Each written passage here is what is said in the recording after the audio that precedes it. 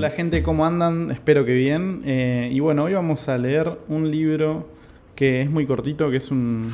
Yo no sé qué categoría tendrá realmente, si es de libro, ensayo o cuento breve, que se llama La mirada de Alicia, que también es un texto escrito por Torres, del cual venimos leyendo del episodio anterior su contenido, que pueden consultar en abolicionnoregulación.org, ¿sí? En internet. Y está muy bueno el sitio porque bueno, tiene entradas muy cortitas, muy breves, también así como este ensayo que tiene un subtítulo muy interesante, ¿sí? Su título es La mirada de Alicia y tiene la imagen de una gatita en la tapa. Y su subtítulo, ¿sí? Más pequeño abajo, dice lo siguiente: argumentos y evidencias para ser vegano hoy mismo. ¿Sí? Así que este es un lindo cuento, ensayo, texto breve que se puede recomendar a personas que no son veganas para que puedan escucharlo y, bueno, a aquellas personas que hayan empezado a cuestionarse nuestra relación con los demás animales, quizás este texto les aporte para poder dar el paso de justicia, el paso hacia el veganismo, tomar la decisión de ser personas veganas. Me gusta decirle más decisión que transición, ¿no? Como se suele escuchar mucho dentro del movimiento, porque estamos simplemente a una decisión de ser personas veganas, ¿sí? No, ni a una distancia X en tiempo en el cual voy a dejar ciertos alimentos, ni ciertas prácticas o hábitos que incluyen la explotación de los demás animales, sino a una simple decisión de dejar de participar en la injusta explotación animal. Así que bueno, vamos con el texto que yo lo tengo acá, lo pueden imprimir, es muy cortito, ¿sí? Pero vamos a leerlo también desde la pantalla, así como venimos haciendo con algunos otros textos en los que tenemos la posibilidad. Así que vamos con el texto. Bueno, la mirada de Alicia, como les dije, argumentos y evidencias para ser vegano hoy mismo. El autor Luis Torres, el sitio lo tienen acá, que pueden acceder a él y lo súper recomiendo. Y el año de creación de este ensayo o de su última corrección es 2020. Sí, siempre consulten la versión actualizada de estos contenidos. Y bueno, su prólogo, su introducción dice: tal como en un tiempo les fue negado socialmente el reconocimiento como personas a grupos que fueron oprimidos por este hecho, caso de la gente de cierto color de piel o rasgos físicos y sexo, pero hoy en día, aunque no han desaparecido dichos prejuicios, se les reconoce como personas con derechos morales inalienables. Así llegará el día en el que los animales no humanos sean reconocidos socialmente como personas no humanas con quienes tenemos la obligación de respetar sus derechos animales. Licha, Alicia. Tarde calurosa en Monterrey, México, como suele ser. Una tarde aparentemente como cualquier otra, donde seguramente iría al supermercado a comprar uno de los alimentos preferidos en la sociedad de mi ciudad: carne para asar. Yo, como prácticamente toda la humanidad, era un asiduo consumidor de carne. Me encantaba. Podía en una sentada comerme aproximadamente 1,5 kilos de carne asada a la parrilla. Usar animales, consideraba, es algo que todo mundo hace y es algo que nos reúne a la familia. Es un momento para compartir y bueno, pues unos animales son criados para ello. Además, se ha venido haciendo desde hace mucho tiempo y varios profesionales de la salud dicen que es necesario para vivir. ¿Por qué habría de cuestionarlo? Solía ser una persona que incluso reclamaba en un restaurante porque no habían puesto suficiente carne a mi ensalada. Sí, a una ensalada. Por supuesto, no solo utilizaba a los demás animales para comer, sino para cualquier cosa que considerara me fuesen útiles. Asistía a circos, rodeos, usaba ropa con piel o cuero de animales no humanos. En ocasiones mataba invertebrados por diversión o repulsión. Llegué a ver de niño cómo mis familiares degollaron a una cabra y la dejaron desangrarse hasta que sus ojos se apagaron, y luego me dieron de comer su sangre cocida. Aunque este último acontecimiento me generó incomodidad, quizás por la presión social, no me hizo cuestionarme firmemente mi participación en esos hechos. Al fin, para eso eran criadas esas cabras. Además, como dije anteriormente, se piensa que no está mal porque todo el mundo lo hace. Y siempre se ha hecho así. Además, es necesario para vivir, ¿verdad? En mi casa hemos alojado a varios animales no humanos. Tuvimos a un gallo y una gallina. El gallo murió de enfermedad, Probablemente comió algo que le provocó una severa enfermedad y no fue atendido oportunamente. La gallina fue dada a unos tíos paternos y al parecer la asesinaron una vez que estuvo puesta en engorda para comerla. Luego llegó Licha, o Alicia, una gatita de raza criolla, color blanco y negro, que un familiar adoptó, quizás con fines de compañía, ya que nadie en la casa era vegano en ese tiempo. Licha llegó aproximadamente a los 2 o 3 meses de haber nacido y estuvo con mi familia hasta casi cumplir los 11 años de edad. Era una gatita alegre, juguetona y muy inteligente. Desgraciadamente, como en ese tiempo nadie en mi casa era vegano, Licha fue forzada a ser esterilizada sin ningún indicio previo de que de no realizarse dicha intervención, a su integridad física fuese a ponerse en peligro su vida. Se hizo como en la gran mayoría de los casos, por comodidad nuestra, de sus tutores, para evitar las molestias del celo y para que si tenía relaciones sexuales no fuese a procrear. Al fin y al cabo se la trajo para causarnos felicidad, para sentir que era un miembro más de la familia, no para traer dolores de cabeza con quejas durante el período de celo, ni para preocuparnos porque nos llenara la casa de más animales.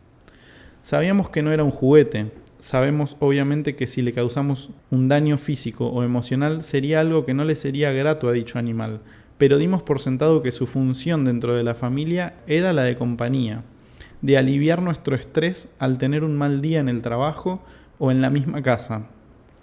Vemos obvio que necesitan alimentarse y ser atendidos por un especialista en la salud de animales de su especie. Sabemos que no son objetos, sabemos que no son cosas, pero nos relacionamos con ellos como si lo fuesen. A partir de que Licha fue esterilizada, decidimos adecuar la casa para que no escapara, por temor a que fuera dañada por otros animales, atropellada o vandalizada por humanos. A pesar de ello, Licha periódicamente intentaba escapar y era evidente que cambiaba de estrategia para ello. En unas ocasiones intentaba escalar la pared, enterrando sus uñas en los poros de los bloques de la misma. Esperaba a no verse vigilada por nosotros para hacerlo, aunque al inicio lo hacía aunque estuviésemos presentes. En otras parecía fingir que andaba explorando en busca de una presa y cuando nos descuidábamos emprendía un salto hasta casi llegar al filo de la barda, donde luego tuvimos que poner una malla de alambre para que le fuese más difícil salir de la casa. Nos causaba gracia y asombro que cuando llegaba la hora en que regularmente le proporcionábamos su alimento o cuando no tenía agua suficiente en su recipiente, ella hacía una especie de acto de protesta al pararse frente a su plato y voltearlo de un zarpazo, aunque estos estuviesen a ras de piso.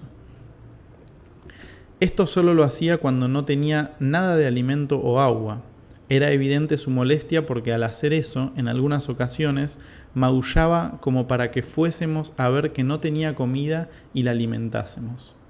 En otras ocasiones se dirigía a buscar a alguien de la familia para pararse de frente y exigir que tenía hambre o sed, tras lo cual al proceder a darle alimento y agua dejaba de tener ese comportamiento hasta pasadas horas en que volviese a tener hambre o sed. En ocasiones nos parecían evidentes sus estados de ánimo o intenciones. Por ejemplo, su expresión facial y la postura de su cuerpo eran distintas cuando estaba aburrida o enferma a cuando estaba atenta o alerta.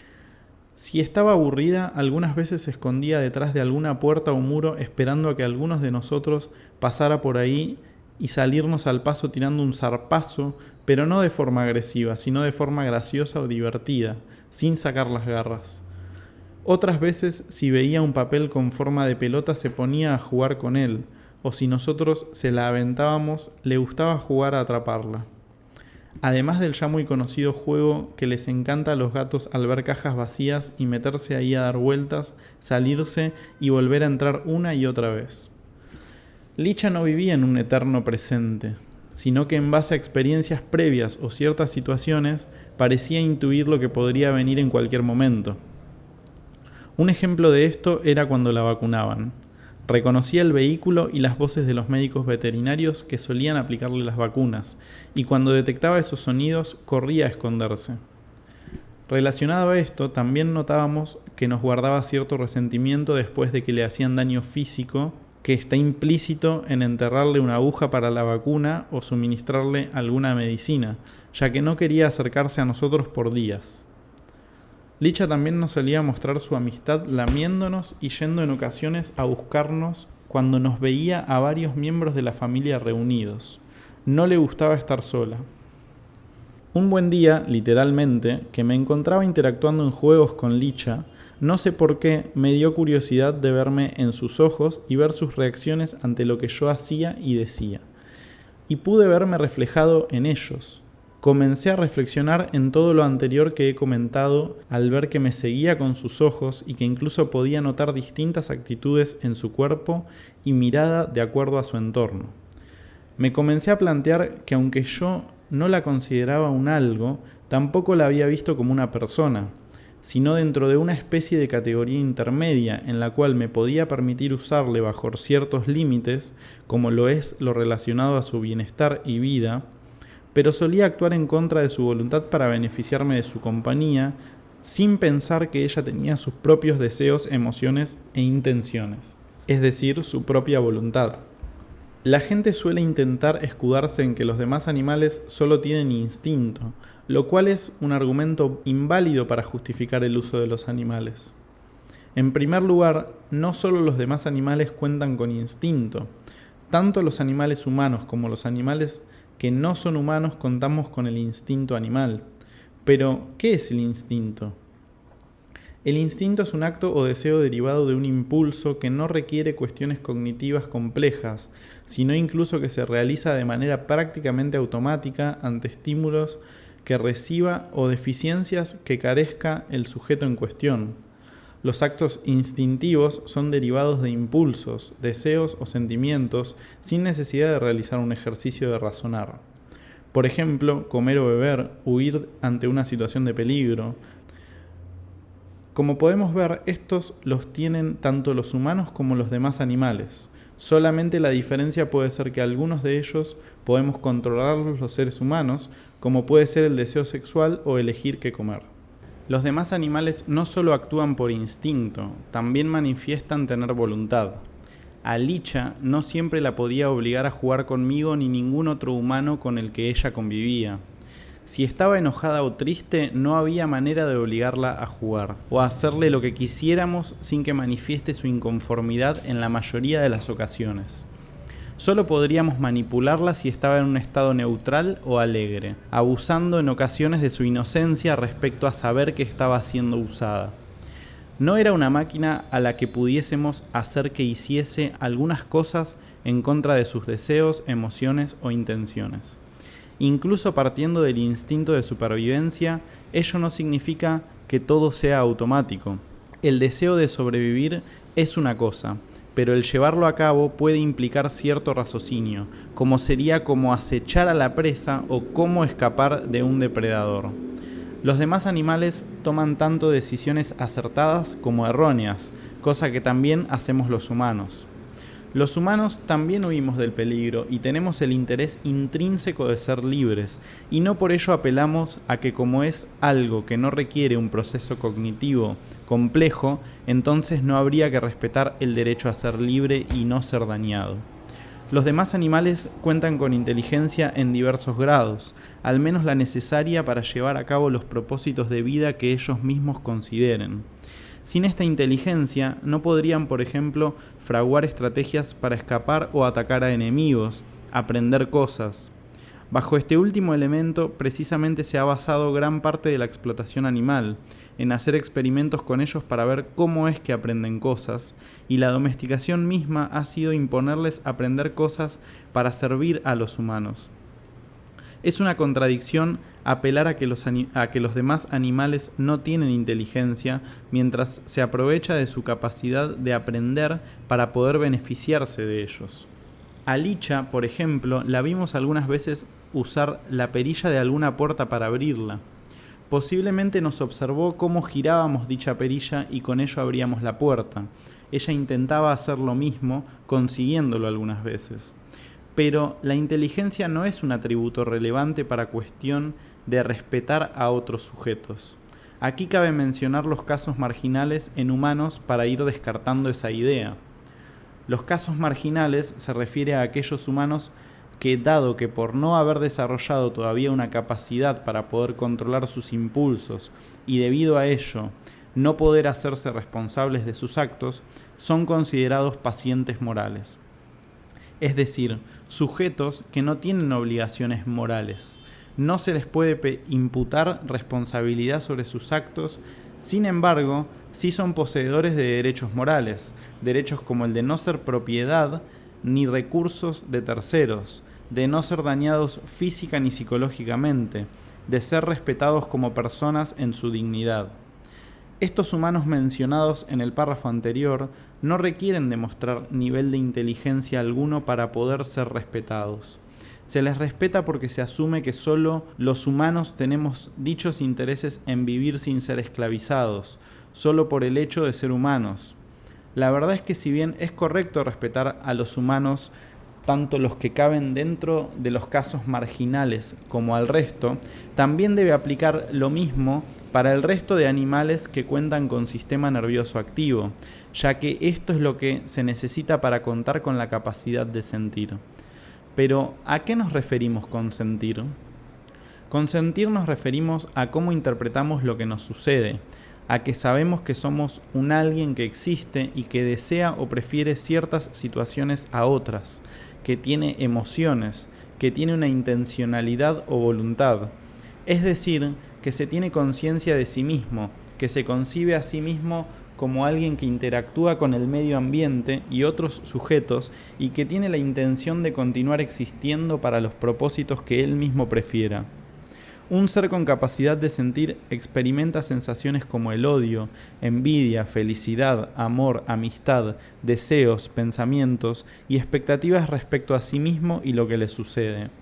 En resumen, sentir es tener deseos, emociones e intenciones. Esto es exclusivo de los sujetos o personas. Las cosas no pueden tener deseos, emociones ni intenciones. En el caso de las plantas pueden tener tropismos, es decir, reacción a estímulos, pero ello no significa que tengan ni que puedan tener deseos, emociones ni intenciones. No son sujetos, no son personas, no tienen un órgano que les permita interpretar como pensamientos o deseos la información que sus receptores detectan, sino solo reaccionar sin hacer valoraciones sobre ello. Licha prefería no ser dañada y ser libre. Una planta, una célula o una puerta eléctrica no tienen deseos ni preferencias por no ser dañados ni en ser libres. No poseen pensamientos o una concepción de sí mismo como sujetos, dado que no poseen sistema nervioso activo, un requerimiento fundamental para tener deseos, emociones e intenciones. ¿La vida vale en sí misma? No. La vida de los humanos y demás animales no vale porque sí. Tiene valor intrínseco, es decir, porque los sujetos valoran su propia vida y lo que les sucede en ella, no solo por ser vida simplemente. Las células, los fluidos sexuales, las plantas, hongos y las bacterias tienen vida, pero no pueden tener experiencias mentales acerca de ello porque no tienen un sistema nervioso. La vida de Licha, como la de un perro, pez, vaca, caballo, toro, gallina, invertebrados y de humanos, no vale por el simple hecho de ser vida, sino por ser sujetos que al contar con sistema nervioso hacen valoraciones de lo que les sucede y se valoran a sí mismos como individuos, independientemente de lo que el resto de individuos piense sobre ellos. Nosotros no sabemos lo que se siente ser un perro, gato, pez o una cucaracha, pero así tampoco sabemos qué siente otro humano de distinto sexo o raza. Sin embargo, al poseer con sistema nervioso y por lo tanto ser seres con capacidad de valorarse a sí mismos, de tener conciencia de su existencia y de lo que les sucede, entonces podemos deducir que los demás también merecen respeto y no ser usados en contra de sus intereses. Dentro de los demás debemos incluir a los demás animales que no son humanos, ya que no hay argumento válido para no hacerlo. El placer, poderío, costumbre y conveniencia no son argumentos válidos para explotar animales no humanos, tal como dichos argumentos no son válidos para explotar humanos en contra de su voluntad. Si yo usaba a Licha para divertirme cuando a mí me daba la gana, sin importar si ella tenía interés en servirme de instrumento de diversión, fue un acto inmoral. ¿Por qué lo sería si Licha, al verse inmiscuida en un juego, luego no manifestaba incomodidad ante ello, aunque inicialmente ella no hubiese manifestado intención de jugar? Porque me aprovecharía de su inocencia. Los demás animales no tienen un interés intrínseco en servirnos de forma alguna a los humanos. Si en ocasiones lo hacen sin necesidad de someterlos, es porque los manipulamos para que lo realicen. Claro, si Licha fuese quien comenzase el juego y siempre que este juego no fuera en detrimento de su dignidad como sujeto, sin aprovecharse de su inocencia, habría una justificación, a menos que previamente fuese inducida a hacerlo hasta hacer de ello un hábito. Este tipo de explotación, donde no existe un daño físico evidente, se lo conoce como violencia implícita, es decir, usar animales evitando en lo posible causarles daño y procurarles condiciones para que ellos perciban un bienestar. Es una de las formas menos cuestionadas por la sociedad debido a que se suele asociar explotación animal con sufrimiento. La explotación animal es inmoral no porque cause sufrimiento. Dicho sufrimiento es una posible consecuencia de la explotación animal, pero no es el elemento a eliminar si se pretende ser justos con los demás animales. La causa de la explotación animal es la creencia de que los demás animales existen para satisfacer las necesidades o caprichos de los humanos, es decir, el no reconocimiento de su valor como personas, no veganismo, normalmente representado por un prejuicio que se refiere a que todo cuanto existe en el universo existe para el uso en beneficio de los humanos, antropocentrismo. Es un dogma, los demás animales no son entes inertes a los cuales debamos usar como si fuesen objetos, como si no tuviesen emociones, deseos ni voluntad, así como no debemos utilizar humanos en contra de su voluntad. La explotación animal es inmoral porque pasamos por alto los intereses intrínsecos o propios de ser sujetos respecto a los demás animales, como son el interés en vivir para los fines que los propios sujetos no humanos decidan, es decir, emancipados de los humanos. Los sujetos no humanos, los animales no humanos, no pueden dar su consentimiento libre e informado para establecer acuerdos éticos con los humanos, tal como los casos marginales humanos mencionados previamente no pueden hacerlo tampoco. Y sin embargo, ambos merecen ser respetados, y el respeto implica no usarlos sin su consentimiento, el cual no pueden otorgar de manera libre e informada. Solo entre humanos adultos con capacidad de responder por sus actos puede haber acuerdos éticos que no dañen la dignidad de los involucrados. Yo no podía hacer un acuerdo ético con Licha debido no solo a las limitaciones del lenguaje, sino a que sujetos que no pueden dar su consentimiento libre e informado no pueden realizar acuerdos éticos con humanos que sí tienen suficiente razonamiento moral, es decir, capacidad de distinguir plenamente lo correcto de lo incorrecto y controlar sus impulsos ante dichas situaciones, dado que esto representa una desventaja para los demás animales. Solo podría haber una justificación si un acto en beneficio de Licha lo iniciara ella, y siempre que esto no fuera en detrimento de la dignidad de Licha, no aprovecharse de su inocencia, como en el ejemplo mencionado anteriormente, cuando ella fuere quien inició un juego, o como cuando alguien le diese a probar alimento y ella se acercase a probarlo, y uno como espectador los observa objetivamente para saber qué alimento le parece mejor y así poderla beneficiar con sus mejores alimentos. Es decir, porque no se vulneran su dignidad como sujetos, no se les usa para fines ajenos a ellos mismos ni hay un abuso sobre su inocencia. La situación de Licha no es diferente moralmente a la del resto de animales no humanos. Es verdad que a ella se le privó de su libertad, dado que perros, gatos y otros animales han sido traídos al mundo con la finalidad de hacer compañía al humano, es decir, han sido forzados a ser domésticos, es decir, están en esa situación debido a los propios humanos que aún no son veganos, tal como las vacas, toros, gallinas, porque los humanos que aún no son veganos les han asignado diversos usos en motivo de la utilidad que encuentran en ellos para usarlos en su beneficio. Licha es considerada propiedad y recurso por la mayoría de los humanos. Quizás en algunos casos, algunos animales son adoptados no para ser utilizados por sus tutores, sino para evitar que otros humanos los exploten o dañen, y por ende se realiza como un acto de buena voluntad para darles una vida lo más digna posible a pesar de no poder ser libres, tal como se haría con humanos de los casos marginales que alguien pudiese adoptar. Licha fue esterilizada, como se plasmó al inicio de este escrito. ¿Qué diferencia habría moralmente respecto a haber esterilizado a un humano contra su voluntad, tan solo porque no deseamos que escape o que traiga al mundo a más sujetos sin que pudiésemos hacernos cargo de ellos y viniesen a sufrir? Si en lugar de adoptar a Licha, se hubiese adoptado a alguien con alguna capacidad mental que le impidiera hacerse cargo de sus actos, ¿hubiese sido éticamente correcto esterilizarle?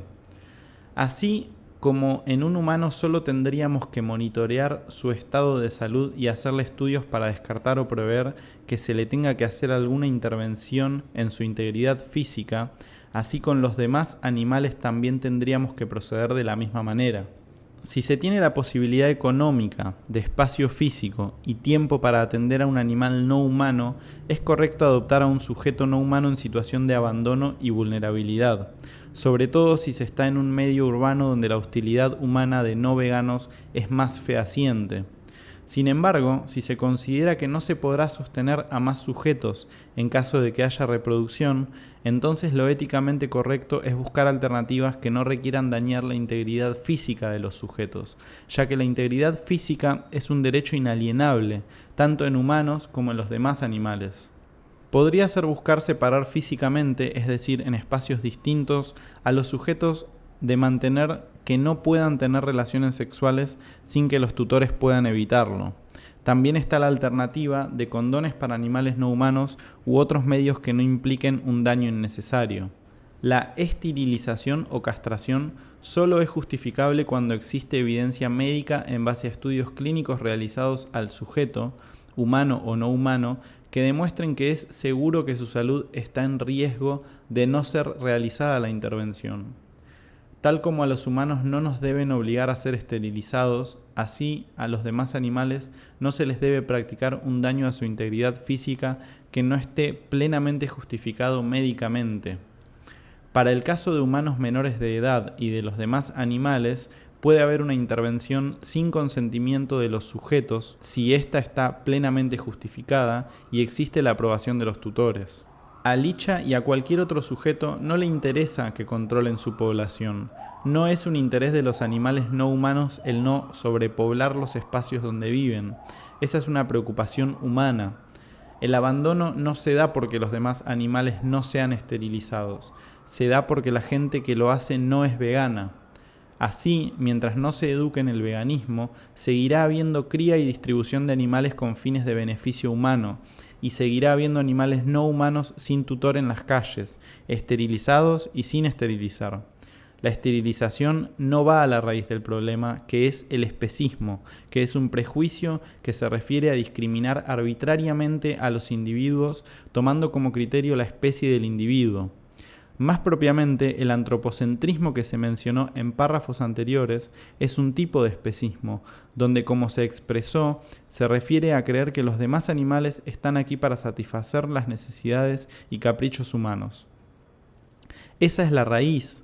Mientras no se eduque en que esa es una creencia errónea y que lo correcto es dejar de criarlos adrede para que sean usados, seguirá el mismo problema de tener animales no humanos en situación vulnerable en las calles frente a una sociedad mayoritariamente no vegana.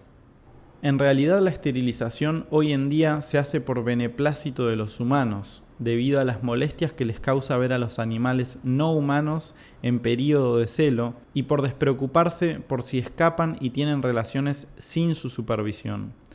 no parece interesarles que escapen y sean vandalizados, eso sí, esterilizados. Derivado de todo lo anterior, caemos en cuenta que el problema es que la mayoría de la gente considera que lo malo es el sufrimiento y no la utilización en sí de los animales no humanos. La creencia de que los demás animales existen para uso y disfrute de los humanos no veganos. Entonces, la solución es precisamente educar en ese sentido, es decir, en que si realmente queremos ser justos con los demás animales, lo correcto es hacernos veganos hoy mismo. Lo correcto es educarnos en el veganismo y los derechos animales, asumirlo y educar sobre esto a otros. ¿Qué es el veganismo?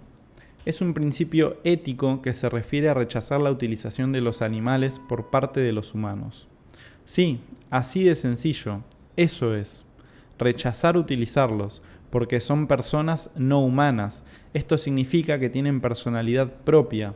Eso lo puede uno deducir al ver que, por ejemplo, Licha era distinta a otros sujetos de su misma especie, incluso en cuanto a carácter y forma de manifestar sus emociones, tal como lo somos los humanos, únicos e irrepetibles. Cada sujeto es un ser irreemplazable. Un sujeto o persona es contrario a ser un algo, es ser alguien.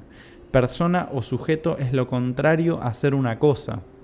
Si estamos de acuerdo en que los animales que no son humanos no son cosas, entonces lo que nos queda es aceptar que son personas. No hay una categoría intermedia de la que debamos tomarnos para intentar justificar la explotación animal. Ser vegano implica, además de no participar en la explotación animal, no promoverla ni avalarla, debido a que esto sería contradictorio con el objetivo mismo del veganismo, que es emancipar de la dominación humana a los demás animales. Dado que las campañas y leyes de bienestar animal lo que buscan es perpetuar la explotación animal, ser vegano implica oponerse a dichas leyes, tal como un emancipador de causas humanas se opondría a una esclavitud humana regulada bajo el pretexto de que los esclavos tienen o perciben bienestar. Apoyar las leyes de bienestar animal es seguir promoviendo la idea de que está bien explotar a los animales no humanos mientras que se le mejoren sus condiciones.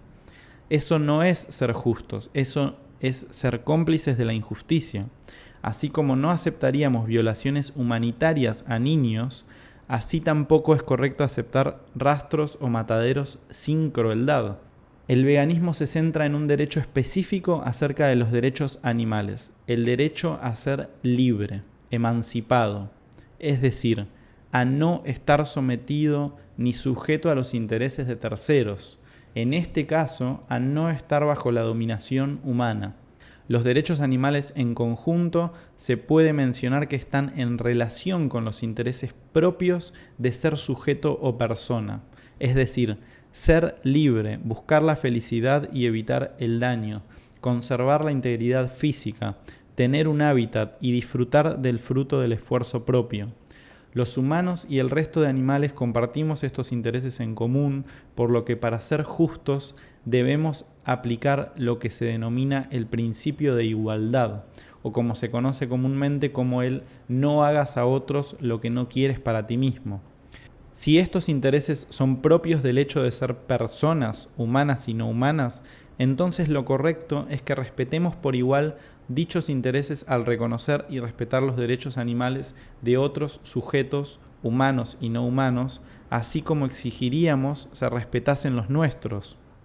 Estos intereses son inalienables, es decir, no se pueden transferir o pasar a otros para que estos decidan cuáles deben respetar y cuáles no, sino que al ser propios del sujeto, los demás no tienen potestad sobre ellos, más al contrario, tienen la obligación ética de respetarlos. Finalmente, y como se ha repetido en este documento, no hay diferencia entre lo que siente como individuo Licha y lo que siente una vaca, toro, gallina, caballo, perro, loro, delfín, gorila, grillo, mosca, cucaracha, serpiente, caracol, pulpo, humano, etc. Todos ellos y en general los animales somos sujetos, somos personas de diferentes especies y compartimos los mismos intereses básicos, que son los relacionados a los derechos animales. El veganismo es un punto de partida, dado que no tiene sentido decir que nos preocupan el resto de derechos animales o su bienestar si los seguimos considerando nuestra propiedad y recursos. Es que es necesario reconocerles que son sujetos y que deben ser emancipados, que no tenemos derecho a utilizarlos y que la dignidad implica no ser nuestros esclavos.